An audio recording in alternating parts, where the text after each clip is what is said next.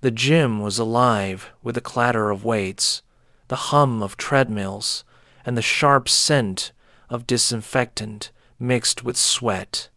Mirrors stretched across every wall, reflecting rows of perfect bodies caught in their own rhythm. Young men flexed, young women laughed, and influencers recorded short clips for their followers. It was the kind of place built on pride, noise, and performance. Near the door, in the patch of sunlight that spilled in from the street, sat a figure who didn't match the picture. His hair was long, unwashed, his beard tangled, and his sweatshirt frayed nearly to threads. His name was Daniel, though nobody cared enough to ask. To most, he was simply another homeless man who had wandered in by mistake. His sweatpants were torn at the knees, his shoes held together with mismatched laces, and his backpack looked like it had survived a war. He wasn't here to lift weights or train. He had come inside because the door was open, and warmth poured into the cold street outside. For a few moments, he just wanted to feel what it was like to be in a place where people focused on strength rather than survival. The stares came quickly, followed by the whispers, and then the laughter. A young man with bulging biceps pointed him out to his friend. "What's this? Bring a bum to the gym day?" The other chuckled, loud enough for Daniel to hear. Maybe he thinks they're handing out free food with the dumbbells. Phones began to lift, angles adjusted, lenses waiting to capture humiliation. Daniel pulled the strap of his backpack tighter across his chest. He had grown used to laughter, but it still carried a sting, especially in a place where everyone else moved with such confidence. And then came the voice that cut sharper than the others. A woman near the dumbbell rack spoke, her words loud and deliberate, chosen to make the crowd laugh. She was known to everyone there, Tasha, or Iron Princess online. With her neon leggings, sculpted abs, and high ponytail, she looked like the embodiment of confidence. She had thousands of followers, each clip she posted turning into proof of her dominance in the gym. She thrived on being seen, and now she had chosen her next moment. Her eyes fixed on Daniel, and a smirk curved her lips. "You look lost, old man," she said, loud enough that even those with earbuds turned. "This isn't a shelter. It's a gym." Her friends laughed, their phones raised higher, eager to film her humiliating the stranger. Daniel didn't respond. He lowered his gaze, clutching his backpack strap as though it were an anchor. His silence only fueled her cruelty. "Tell you what," she said, crossing her arms, letting her biceps flex in the mirror. "You want to prove you belong here? Do 10 push-ups. Right now. 10 clean ones. If you can, maybe I'll let you stay." The crowd chuckled. One man whispered, "He'll break after 2. A woman shook her head, pity hidden under amusement. Tasha, enjoying her moment, added with a laugh, "And if you actually manage it, maybe I'll even marry you." The room erupted. Phones captured every angle, ready for the fall. Daniel finally raised his eyes. They were lined with exhaustion, but inside burned a steadiness that didn't fit his ragged clothes. He spoke softly, almost too softly. 10 push-ups? Tasha grinned and nodded, her ponytail bouncing. "That's right. 10. Show us you're not just a waste of space." Daniel let his backpack drop to the mat. It landed with a muted thud, coins jingling faintly from inside. He lowered himself onto the floor, palms pressing firmly against the rubber surface. The crowd leaned forward, anticipating the collapse, their laughter bubbling beneath the surface. His movements weren't shaky or clumsy.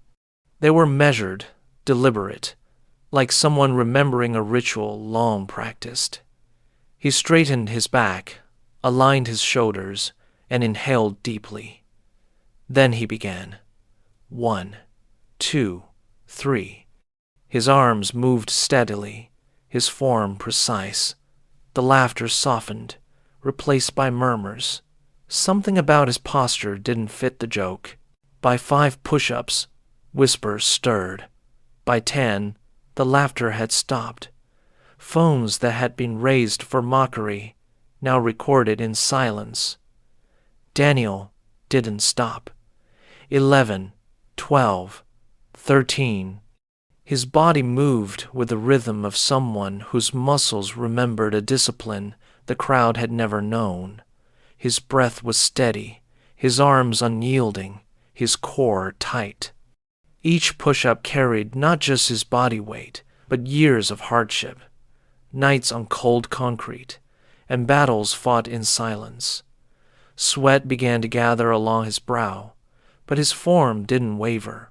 The room watched in stunned disbelief as he kept going. At 20, a man near the bench press whispered, "He's done this before." At 30, even Tasha's smirk began to fade. She uncrossed her arms, shifting uneasily. At 40, the room had gone silent, except for the sound of his palms striking the mat and the rhythm of his breathing. At 50, people glanced at each other, wide-eyed. The joke was unraveling, and none of them knew how to respond. Daniel's body trembled faintly, but his eyes stayed focused on the mat, his expression calm, almost meditative. He moved like a soldier, fulfilling orders no one else could see. 60, 70. The crowd grew restless, but no one dared to speak. Phones that had captured the beginning now streamed live, thousands of strangers commenting in disbelief. At 80, sweat glistened across his forehead, dripping onto the mat, but his form remained unbroken. At 90, the silence was suffocating. Even those who had laughed the loudest now stared in awe. Tasha's face, once full of amusement, was pale with something closer to fear. She had mocked him, certain he would fail. Instead, she was watching her own arrogance crumble. At 99, his arms pushed steadily. At 100, he stopped. Daniel rose slowly, his breath even, his shoulders squared. He wiped the sweat from his brow with the sleeve of his torn sweatshirt, then looked directly at Tasha. The silence stretched heavy. People waited for him to collapse, to smile, to say something defensive. Instead, his voice came low, steady, carrying across the room like a truth carved into stone. "I used to be a Marine," he said. 10 was never the challenge. The words cut deeper than any insult. They carried weight beyond the gym, beyond the crowd. He picked up his backpack and slung it over his shoulder. Nobody laughed. Nobody moved. Daniel walked toward the door with slow, deliberate steps, each one echoing louder than the clanging weights had minutes before. The room, which had been filled with jeers and cruelty, now held only silence. People shifted uncomfortably. Phones lowered, faces pale with shame. Even those who hadn't joined the mockery felt guilty. Daniel didn't look back. He pushed open the glass door and stepped into the cold daylight, leaving behind a gym full of people who didn't know whether to clap, apologize, or hide. His footsteps faded, swallowed by the rhythm of the city outside. Inside, the silence lingered like smoke. Tasha stood frozen, her phone dangling uselessly at her side. For years, she had built her image on strength, dominance, and control. She was the one people admired, the one who mocked weakness, the one who always had the last word. But in the space of 10 minutes, a man the world had dismissed as worthless had shattered her certainty. Her throat tightened. She had thought of herself as powerful. Now, she realized she had never even touched the kind of strength she had just witnessed. Her smirk was gone, replaced by something unfamiliar. Her friends shifted uncomfortably, avoiding her eyes. One of them finally muttered, "Maybe we went too far." Another glanced at the door, as though half expecting Daniel to walk back in. Tasha swallowed hard. She felt the weight of her own words pressing against her chest. "Do 10 push-ups and I'll marry you." It had been a joke, an insult, meant to humiliate. Instead, it had revealed a truth she couldn't escape. Strength wasn't measured in abs or followers. It was measured in resilience, in discipline, in the ability to rise when the world pushed you down. She sank onto the mat where he had done the push-ups. The floor was still warm from his palms, faint traces of sweat marking the space. She pressed her hand against it, as though trying to absorb the strength he had left behind. Around her, the gym returned slowly to its rhythm. Weights clinked, treadmills hummed, but the air was changed. Whispers lingered, and glances carried guilt. The recording of Daniel's feat was already spreading online, the comments flooding in. Words like unbelievable, real strength, and respect appeared beneath the video. The humiliation she had intended for him had reversed. Outside, Daniel walked down the street, pulling his sweatshirt tighter around him as the cold wind bit at his skin. His arms still trembled faintly from the exertion, but inside, he felt steady. He had no home to return to, no bed waiting, no warm meal promised. Yet he carried himself with the quiet dignity of a man who had faced worse battles than push-ups. He had not done it for them, nor to prove himself. He had done it because a challenge had been laid before him, and discipline was a language his body still spoke fluently. He remembered the years in uniform, the desert sun scorching his skin, the long marches through dust, the drills that broke weaker men and shaped stronger ones. 10 push-ups had once been a warm-up, a beginning, not a test. He remembered the laughter of brothers in arms, the nights of fear, the moments of silence when life hung by a thread. Those memories lived in his muscles, in his breath, in the rhythm of his heart. The gym had mocked him, but the Marine in him had answered, and now he walked with the knowledge that strength never truly left. Back inside, Tasha still sat on the mat, replaying the moment in her mind. Her followers would expect her to post the video, to twist the narrative, to protect her image, but for the first time, she didn't want to. She didn't want to be the Iron Princess who mocked a man stronger than she could ever be. She wanted to understand him. Who was he? Where had he come from? Why was a man who moved like a soldier carrying a worn backpack and wearing torn shoes? Questions pressed against her, heavy and urgent. She needed answers. She stood abruptly, startling the friends who still lingered near the dumbbells. "I need to find him," she said. They stared at her, confused. "Find him? Why?" one asked. Tasha shook her head, her eyes distant. "Because I made a mistake.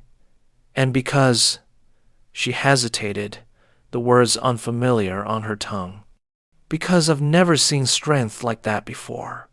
Her friends exchanged uncertain looks, but said nothing. For the first time, Tasha didn't care what they thought. She gathered her bag, pulled her jacket tight, and headed for the door. Her pride had cracked, and curiosity had rushed in. On the street, Daniel's figure was already vanishing into the blur of the city, swallowed by crowds and traffic. Tasha stepped outside, scanning the sidewalks, her breath quick with urgency. She didn't know what she would say if she found him, didn't know how to apologize or how to ask the questions burning in her chest. But she knew one thing. The story wasn't over. What had begun as a cruel bet of 10 push-ups had opened a door she could not close. Somewhere ahead, A homeless Marine carried his strength like a secret, and she intended to follow. The video of Daniel's push-ups spread across the internet faster than wildfire. Within hours, millions had seen it. Some laughed at Tasha's arrogance. Others praised Daniel's strength. Headlines bloomed across fitness blogs and news sites. Homeless veteran silences influencer with 100 push-ups. Comments flooded in, many condemning Tasha for her cruelty. Sponsors began to distance themselves. Her follower count wavered, and the image she had built carefully for years started to crack. Yet for once, Tasha didn't care about her reputation. What haunted her wasn't the mockery online. It was the man whose quiet strength had silenced a room. For days she searched. She walked streets she had never noticed before, past shelters she once pretended didn't exist, looked into alleys she had always avoided.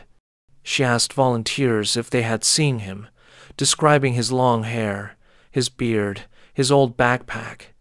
Some nodded vaguely, others shrugged. Each night she returned home exhausted, replaying the video, hearing her own cruel voice. Do 10 push-ups and I'll marry you. It made her stomach twist. She had treated a man's dignity as a joke, and he had responded with a kind of power she couldn't understand. She needed answers. One rainy evening, she found him. Daniel sat on the steps of a small church, sheltered under its stone archway. His backpack lay beside him, a paper bag of food resting on his lap. He ate slowly, as if savoring each bite. The sight of him stopped her in her tracks. She had imagined this moment for days, but now that it came, her chest tightened.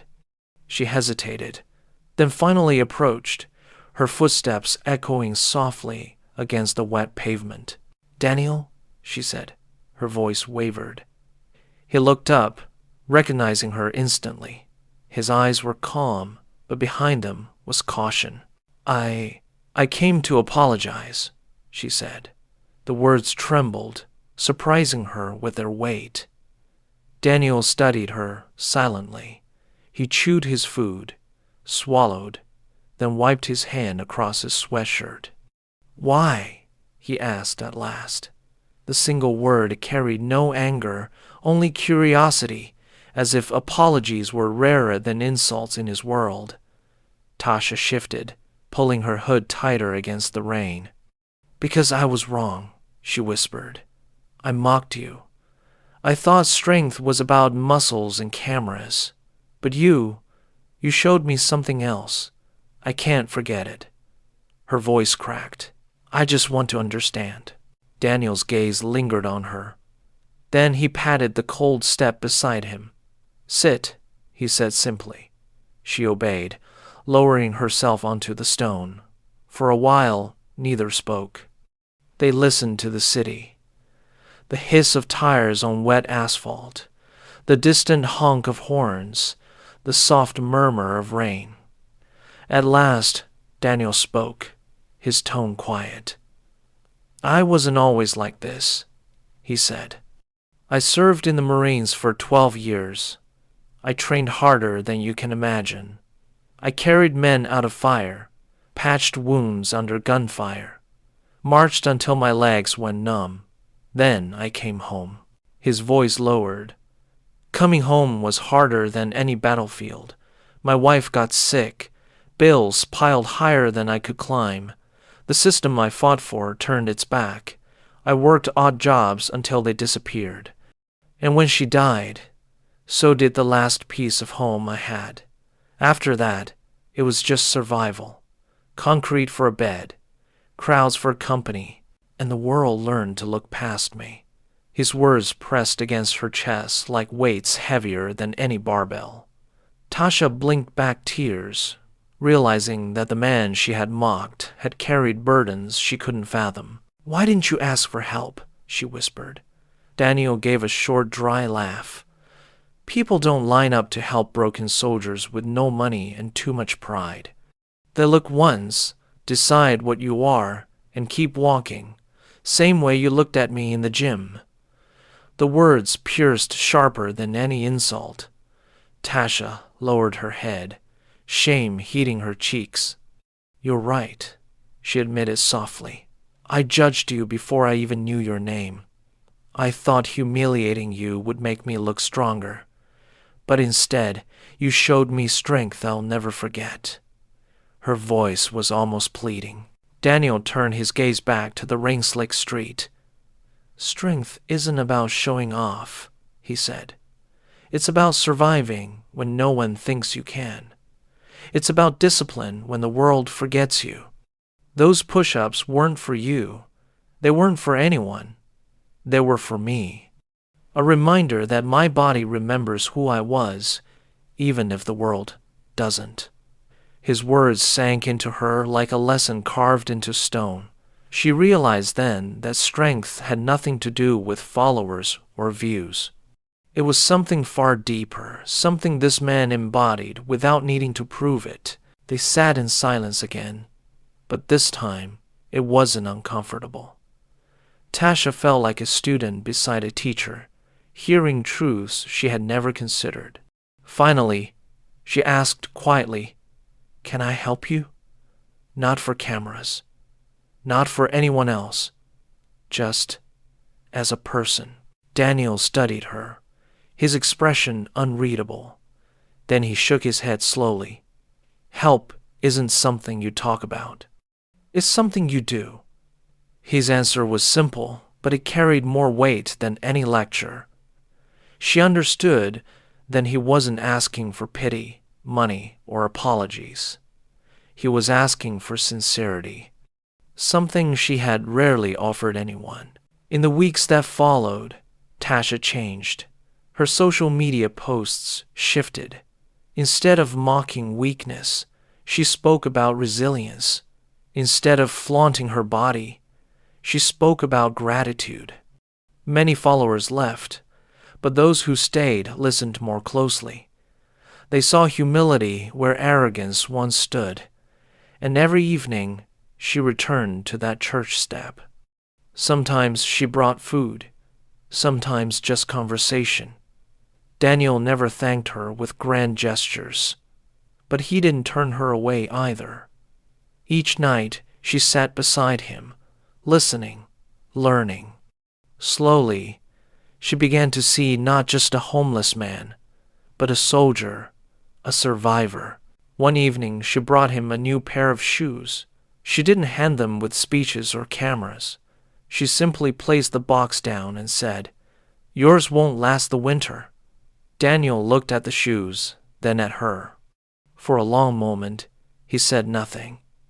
Then he nodded once. Thank you. 2 words, simple, but heavier than applause. For Tasha, it was the first time gratitude felt real. She realized then that this wasn't about redemption or followers. It was about connection. And for the first time, she wanted nothing more than to give without expecting anything back. The city noticed too. News outlets ran stories. Homeless veteran who did 100 push-ups inspires influencer to change her ways. Cameras returned, but this time Tasha didn't chase them. Instead, she redirected attention to Daniel. She told the world about the man who had taught her humility. Daniel hated the spotlight, but he endured it because, for once, people looked at him as more than a shadow. They saw him as a Marine, a survivor, a man. Slowly, offers began to come work at a warehouse, medical care, housing assistance. For the first time in years, he had options beyond survival. Still, Daniel remained cautious. He didn't trust easily, not even the system that now pretended to care. But he began to accept small steps, doctor visits, part-time jobs, meals that weren't from donation bags. And each step, Tasha was there, not to boast, but to support. Their bond grew quietly, built not on spectacle, but on shared silence and slow trust. One winter evening, as snow began to fall, they sat on the church steps together. "Do you remember what I said about marrying you if you did 10 push-ups?" she asked, her voice carrying both shame and humor. Daniel chuckled, the first real laugh she had ever heard from him. "I remember. You didn't think I'd make it past 3. She smiled faintly, her breath visible in the cold air. "You proved me wrong. About everything." He shook his head gently. "I didn't do it to prove anything. But maybe it proved something anyway." The snow drifted softly around them, settling on his shoulders, on her hair, like fragile reminders of how far they had come. In that quiet moment, Tasha realized the cruel bet that had started as a joke had transformed into something she couldn't have imagined. The world moved on traffic, crowds, noise, but for Tasha and Daniel, time slowed. She no longer saw him as the homeless man she had mocked.